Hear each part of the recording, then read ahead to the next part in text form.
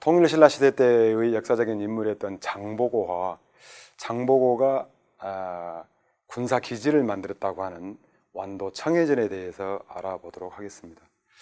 장보고는 신라에서 태어나서 중국에 가서 활동을 하다가 다시 신라에 돌아와서 여러 가지 행적을 남겼던 분입니다. 그래서 장보고에 대해서 먼저 알아보고, 그 다음에 장보고가 군사 기지였던 청해전을 설치했던 그런 완도 청해전 유적에 대해서 알아보도록 하겠습니다.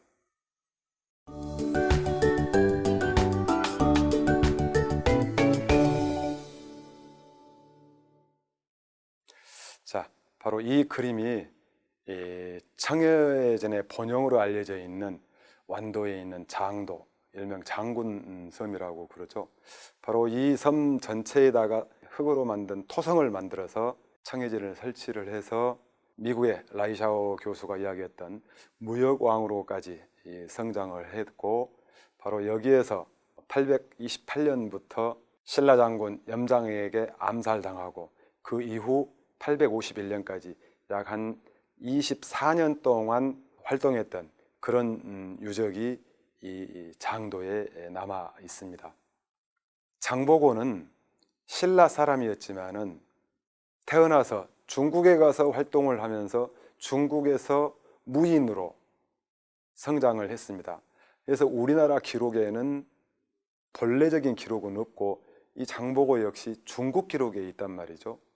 바로 당나라 말기에 시인으로 유명한 두목이라는 분이 있어요. 803년에 태어나서 852년에 사망을 했는데요. 이 두목이 남긴 문집이 번천문집입니다. 여기에 장보고하고 신라 또 청년 중에 정년이라고 하는 분이 있어요. 그래서 장보고, 정년 두 사람의 전기가 실려 있는 그런 부분이 있습니다. 여기에서 장보고에 대한 이야기가 나와서 이 이야기가 삼국사기와 삼국유사에 덧붙여서 나오고 있습니다. 그 다음에 이 장보고 때문에 일본에서 신라에 왔다가 신라에서 다시 당나라에 가고, 역으로 당에서 살다가 다시 장보고 선단에 의해서 일본까지 무사히 갈 수 있었던 일본의 스님이 있었는데, 원인 엔닌이라고 하는 분이죠. 일본에 돌아가서 자각대사가 됩니다. 그러면서 장보고에게 입었던 그런 그 은혜가 태산과 같았다.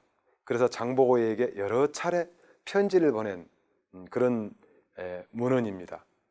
그리고 여기서 엔닌이 장보고를 적산명신 신라신이다 이렇게 이야기를 하고 있습니다.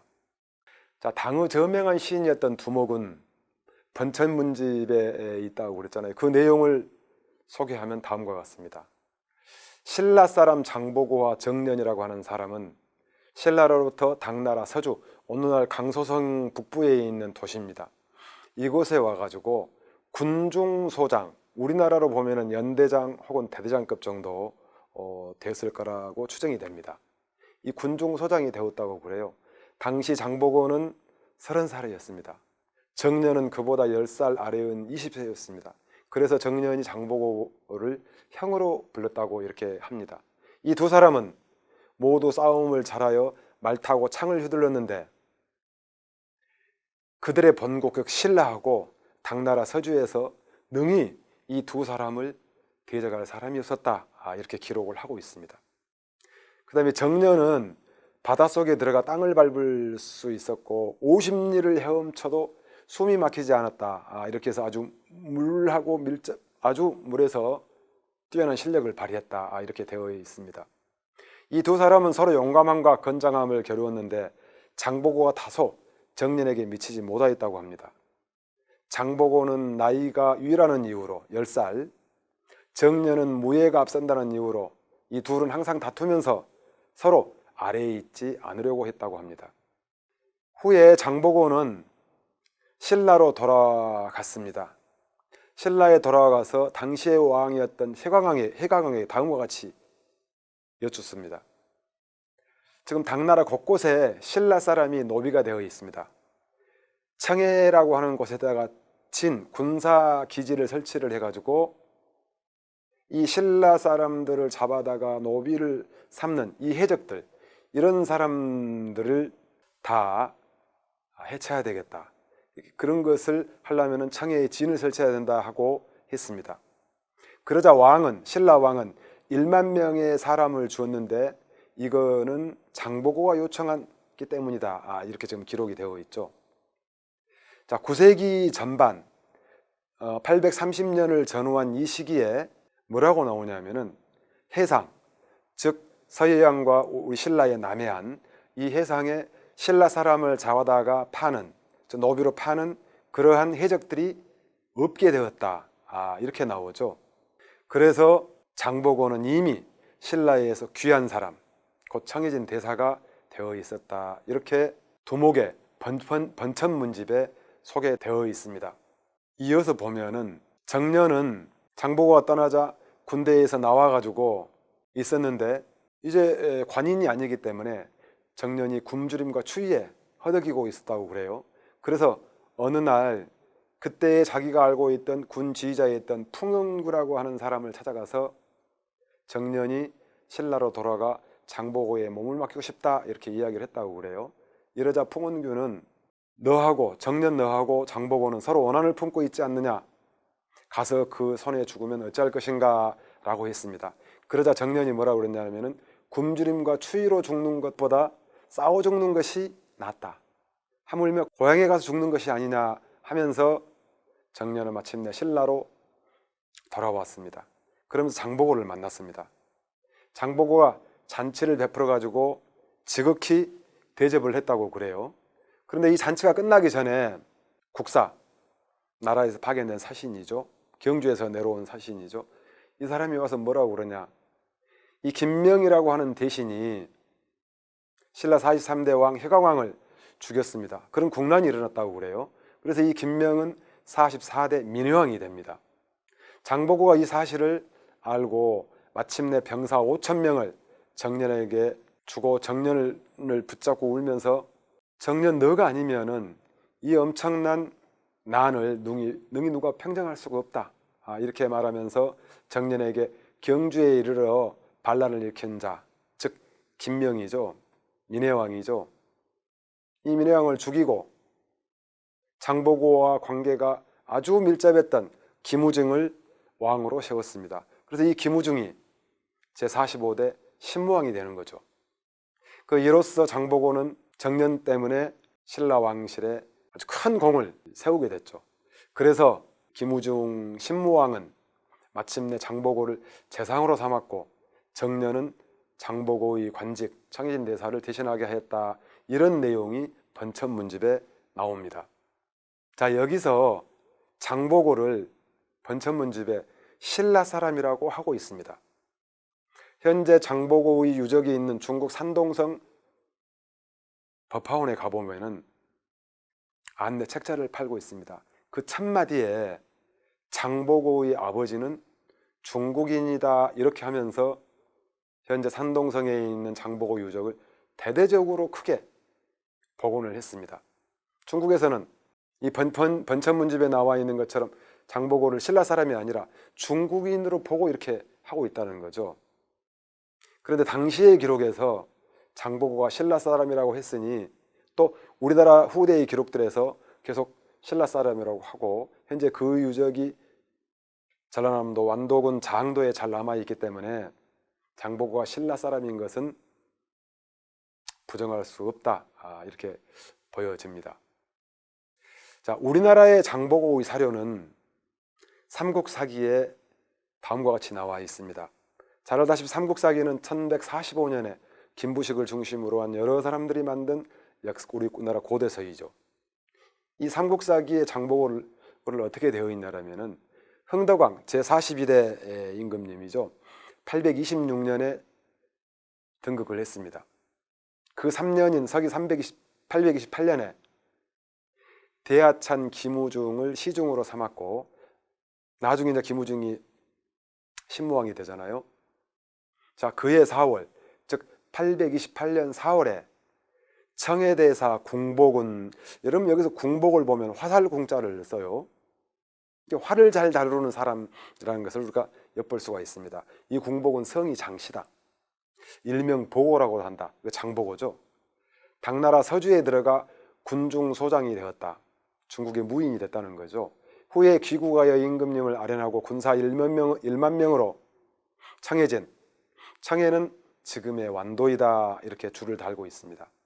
청해진을 지키게 되었다. 이렇게 삼국사기에는 기록이 되어 있죠. 삼국유사에는 더 구체적으로 기록이 되어 있습니다. 신무대왕 김우중이죠. 염장, 그 당시에 장군입니다. 신라 장군. 궁파. 자, 여기서는 궁복이라고 생각 또 궁파라고 나와요. 여기도 화살궁자를 씁니다. 이런 걸 보면 장보고는 활을 잘 다룰 줄 아는 사람이었다라고 하는 것을 짐작을 해볼 수 있는데요. 이 삼국유사 내용을 보면은 신라 제45대 신무대왕 김우징이었죠. 신무대왕이 아직 왕이 되기 전 김우중이라는 신분 때였죠. 의협심이 강했던 궁파에게 말했습니다.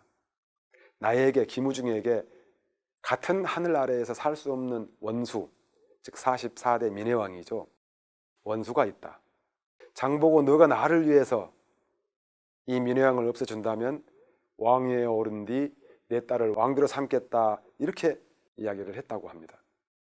궁파는 그렇게 하겠다고 하고, 즉 장보고죠, 마음과 힘을 합쳐 군사를 일으켜 경주로 쳐들어가 그 일을 끝내 이루어냈습니다. 왕위를 빼앗은 뒤 궁파의 딸을 왕비로 삼으려고 했는데 여러 신하들이 강력하게 반대하여 말하였습니다. 궁파는 출신이 미천합니다. 임금님께서 그 딸을 왕비로 맞아들이는 것은 아니되옵니다. 이렇게 한단 말이죠. 여러분, 신라는 골품 사회입니다. 신분제 사회입니다. 미천한 사람이 출생이 왕비가 될 수 없다는 것이죠. 그 당시 궁파는 청해진에서 진을 치고 있었는데 왕이 약속을 어기고, 신무왕이죠, 김무중이죠, 어긴 것을 원망해가지고 반란을 일으키려고 하였다. 이때 신라 장군 염장이 이 말을 듣고 왕에게 다음과 같이 아뢰었습니다. 궁파가 불충한 짓을 하려고 합니다. 소신이 염장이 장보고를 제거하겠사옵니다. 그러자 왕은 기뻐하며 이를 하라 그랬습니다. 염장이 명을 받들고 청해진으로 돌아가서 사람을 통해 이렇게 말했다고 합니다. 염장, 자기 자신이죠. 저는 국왕에게 작은 원한이 있기에 명공에 의탁하여 목숨을 보존하려고 합니다. 궁파는 장보고는 이 말을 듣고 크게 화를 내며 말했습니다. 바로 너희들이 왕에게 말하여 내 딸이 왕비가 되지 못하도록 해놓고 어찌하여 나를 보고자 하느냐 하고 염장에게 이야기를 했습니다. 그러자 염장이 이것은 여러 신하들이 말한 것일 뿐 제가 그 논의에 참여한 것이 아닙니다. 명공께서는 의심하지 마십시오. 궁파는 이 말을 듣고 그를 관청으로 불려들여 경은 무슨 일로 왔는가 이렇게 했습니다. 그러자 염장이 왕에게 나는 미움을 받아서 장보고의 의탁에 해를 면하고 할 뿐입니다 라고 했습니다. 그러자 장보고가 다행이다 이렇게 했죠. 그래서 장보고는 이렇게 말하고는 술자리를 준비해 염장을 매우 환대했다고 합니다. 그러나 염장은 궁파의 장검으로, 장보고의 장검으로 장보고를 베어 죽였습니다. 궁파 이하의 군사들은 놀라고 두려워서 모두 다 땅에 엎드렸다고 해요. 염장은 이들을 이끌고 경주로 와서 보고를 했습니다. 궁파를 베어 죽였습니다. 그러자 임금이 매우 기뻐하며 상을 내리고 아간, 육두품이 올라갈 수 있는 가장 높은 직급이죠. 아찬이죠. 아간의 벼슬을 내렸다. 이렇게 삼국유사에는 기록이 되어 있죠.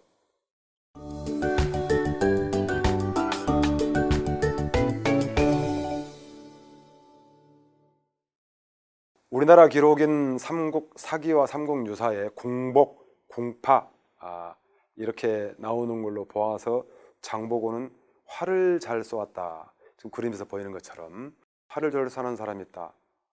그래서 이 궁복, 궁파는 활보 혹은 활바라고 하는 우리말을 한자어로 표기한 것이 아닌가 싶고요.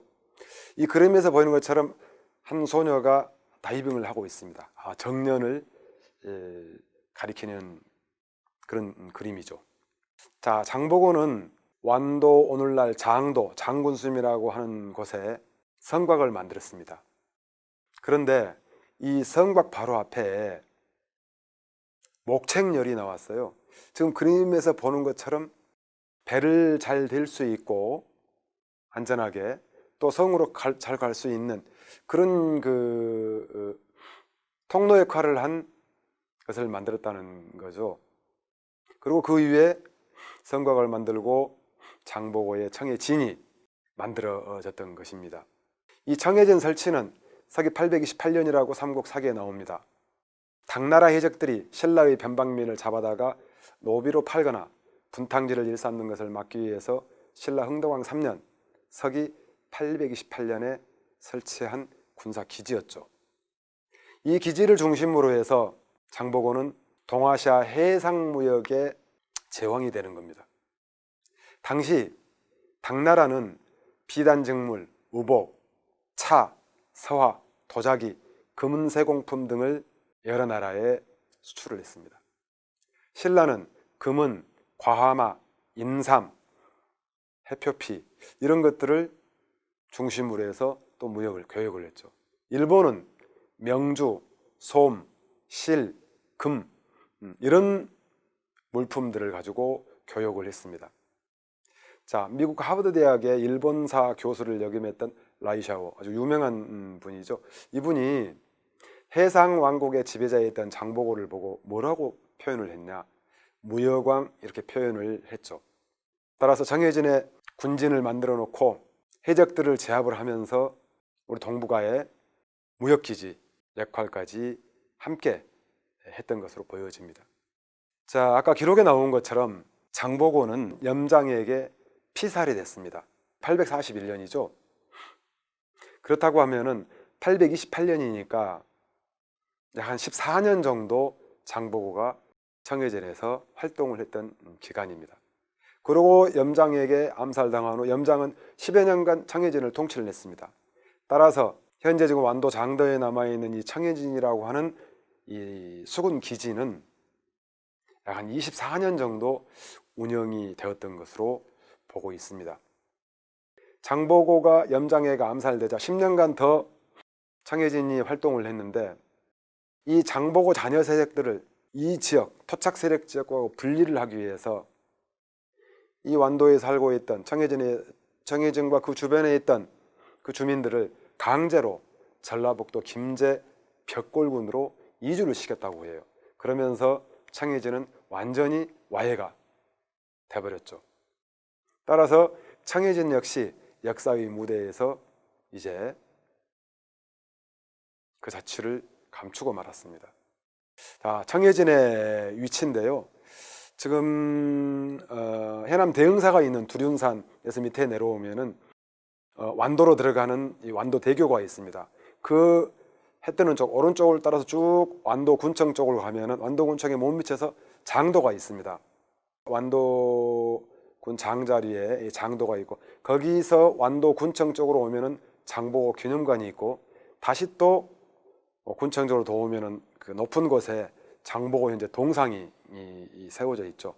바로 그 밑에는 지금 현재 완도읍이 조성되어 있는데 그 읍이 바로 한뜰 대평입니다.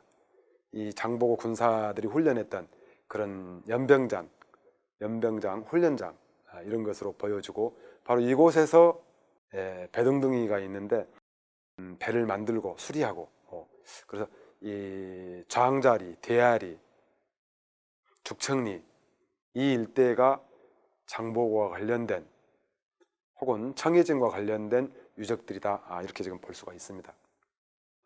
조선 후기에 가장 잘 만들었다고 하는 지도가 김종호의 대동여지도입니다.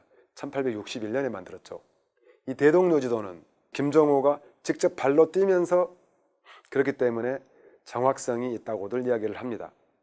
자, 이 지도에서 보는 것처럼 신라 청해진이 오늘날 장도에 있는 것이 아니라 완도의 밑쪽에서 서쪽으로 좀 치우친 곳에 있습니다.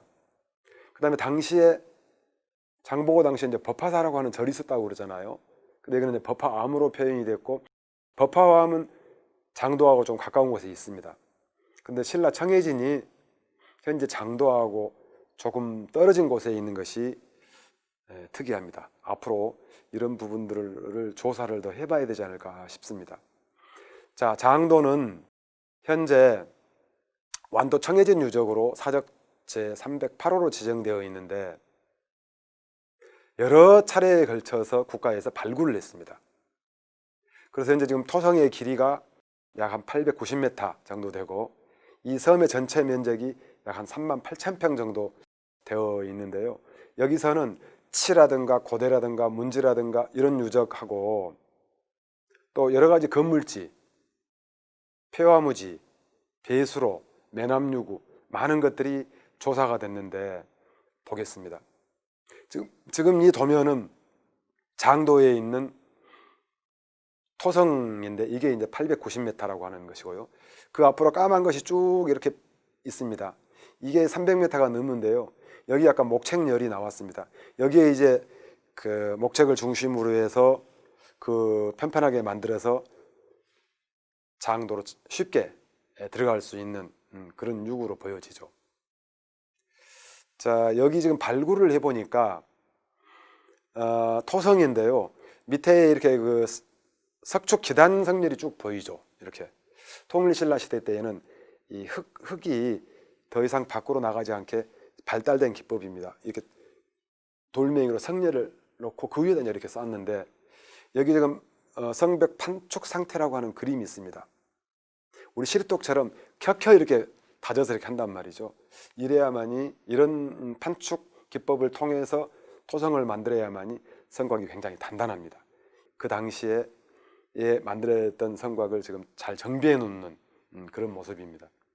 발굴에서 나왔던 여러 가지 건물지들입니다. 상면만 보이는 이 부분, 이 태풍 때에 이것이 나왔어요. 그래서 발굴을 하게 됐더니 이렇게 기둥을 세웠다는 것이 조사가 됐죠. 자, 여기서 여러분들 여기 지금 보는 것처럼 그림에 보이는 것처럼 도자기가 나왔습니다. 청자입니다. 이쪽은 백자고요.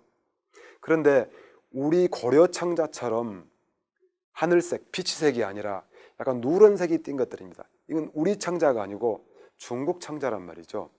중국 월주라고 하는 곳에서 제작돼 가지고 신라로 오고 또 이것이 교역선을 타고 일본까지 가서 일본에서도 똑같은 이런 중국 청자들이 출토가 되고 있습니다. 아직까지는 장보고 활동할 때까지는 우리나라에서 청자가 제작되지 않았다. 중국 것을 갖다가 사용을 했다. 이런 것을 알려줄 수 있는데요. 이 그림에서 보는 것처럼 이 청자가 닿는 접지면 이렇게 좀 둥글죠. 이걸 해무리굽이라고 그러는데요. 이게 우리나라 초기 청자이며 장보고가 활동했을 때의 교역품으로 신라에 왔던 그런 것들이죠.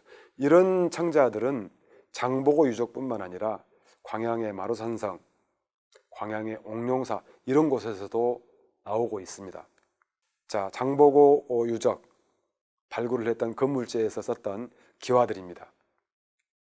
당시에 우리는 신라는 자기를 못 만들었기 때문에 이런 그릇을 썼단 말이죠. 지금 위에 있는 덧띠무늬, 주름무늬 이 병하고 밑에는 이 네 면을 이렇게 죽였어요. 이렇게. 그래서 사각 이런 것을 편병이라고 그래요. 바로 장보고 시대 때, 9세기 시대 때에 우리나라 곳곳, 신라 곳곳에서 나오는 그런 전형적인 유물들입니다. 그래서 이런 유물로 봐서도 이 장보고가 활동했던, 장보고가 생활했던 이 청해전 유적은 9세기 유물이 맞다. 고고학적으로도 증명이 됩니다. 자, 현재 모습인데요. 지금 완도 본섬에서 장도까지는 예전에 이 썰물 때, 물이 빠질 때만 걸어갈 수가 있었습니다. 지금은 이 그림에서 보는 것처럼 다리가 낮아서 어느 때고 드나들 수가 있고, 그 다음에 거기에 막 들어가면은 이렇게 안내 유적판이 만들어져서 완도 청해진 유적을 소개를 하고 있고, 어느 곳이 어떤 곳이다라는 것을 설명을 하고 있습니다.